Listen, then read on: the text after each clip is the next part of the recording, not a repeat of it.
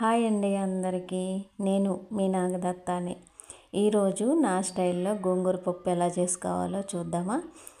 ముందుగా ఒక గ్లాస్ పప్పు తీసుకొని 2-3 సార్లు కడిగి ఒక 10 నిమిషాల పాటు నాననిచ్చినాను అనమాట. 10 నిమిషాలు నానిన తర్వాత తగినంత నీళ్ళు దాంట్లో పోసుకొని ఇంకా గ్యాస్ మీద పెట్టుకోవడమే. నేను గోంగూర పప్పు అయితే కుక్కర్లో వేయనమాట, ఇట్లా ఉడకబెట్టుకుంటా. కొంచెం అంతా నూనె వేసుకోవాలి, కొంచెం అంత కాదు, నేను డబ్బా ఉంచేసరికి ఎక్కువే పడింది, తాలింపులో తగ్గించుకోవాలన్నమాట. ఆ తర్వాత కొంచెం ఒక్క పొంగు వచ్చిన తర్వాత పచ్చిమిరపకాయలు వేసుకోవాలి. కొంచెం ఎక్కువ వేసుకుంటే గోంగూర పులుసు కదా, పచ్చిమిరపకాయలు ఎక్కువ వేసుకుంటేనే కారం ఉంటుంది అనమాట. కొంచెం ఉడకబట్టాలి. ఉడకబట్టిన తర్వాత పచ్చిమిరపకాయలు టమాటాలు వేసుకొని ఉడికించుకోవటమే. అది కొంచెం సేపు మూత పెట్టి ఉడికించుకోవాలన్నమాట. నేను ఇక్కడ పప్పు పొయ్యి మీద పెట్టి ఏరే పని ఏదో చేసుకోవడానికి పోయేసరికి పప్పు అంతా పొంగిపోయిందనమాట గ్యాస్ నిండగా. ఇదిగో ఇలా ఉడికిపోయింది. ఇంకా బాగా మరీ మెత్తగా కాకుండా కొంచెం ఒక రకంగా ఉడికిన తర్వాత మనకి ఎంత కావాలో అంత గోంగూర వేసుకొని ఇంకా మెత్తగా ఉడికించుకోవాలన్నమాట. అడుగు అంటుకుంటుందేమోనని నేను కలబెడుతున్నా. ఇప్పుడు మనకి పులుసు సరిపోయేంత గోంగూర వేసుకోవాలి, ఎక్కువ వేసుకోవద్దు. మళ్ళీ పప్పు తక్కువయ్యి గోంగూర ఎక్కువైందంటే పుల్లగా ఉండిపోద్ది. దీంట్లో 1-2 టమాటాలే వేసుకోవాలి. ఎక్కువ టమాటాలు వేసుకున్నా కూడా మళ్ళీ అంటే పుల్లగా అయిపోతుంది. ఇంకా గోంగూర వేసుకున్న తర్వాత కొంచెం అంత పసుపు, కొంచెం అంత ఎండుకారం వేస్తాము. అంటే మా సైడ్ వేసుకుంటారు, మీకు అవసరమైతే వేసుకోండి, లేకపోతే లేదు.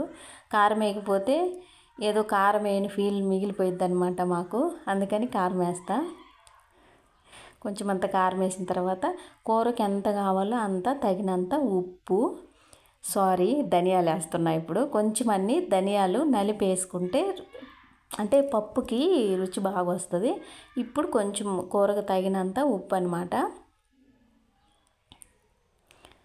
తగినంత ఉప్పు వేసుకొని ఇంకా అది ఉడికాక పక్కన పెట్టుకొని ఇప్పుడు తాలింపు పెడుతున్నాను అనమాట. నేను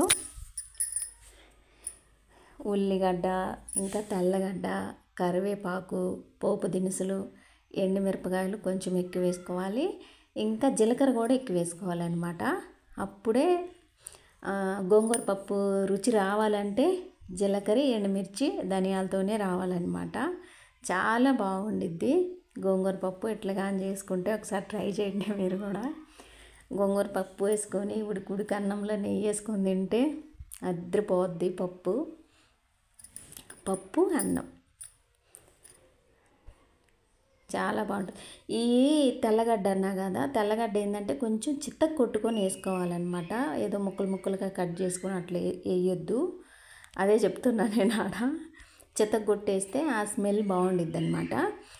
నాకు గరిటె కానరాల కాబట్టి చాకుతోటి తాలింపు తిప్పుతున్నా నేను. అనమాట. మళ్ళీ తాలింపు మాడిపోద్ది, గింట్లు ఎత్తికి నాకు కానరాలేదు, అందుకని చాకుతోటి.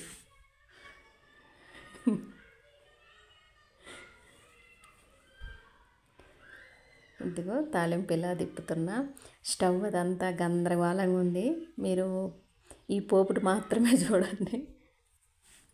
ఇదిగో నేను చేసిన పప్పు ఇలా వచ్చిందనమాట. దీంట్లో ఇంకా తాలింపు వేసుకోవడమే.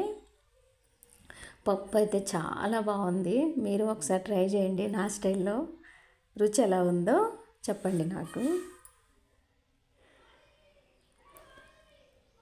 గోంగూర పప్పు రెడీ అయిపోయింది, ఇంకా తినడమే తరువాయి అనమాట. చాలా బాగుంది కదా, మీకు తినాలనిపిస్తుందా?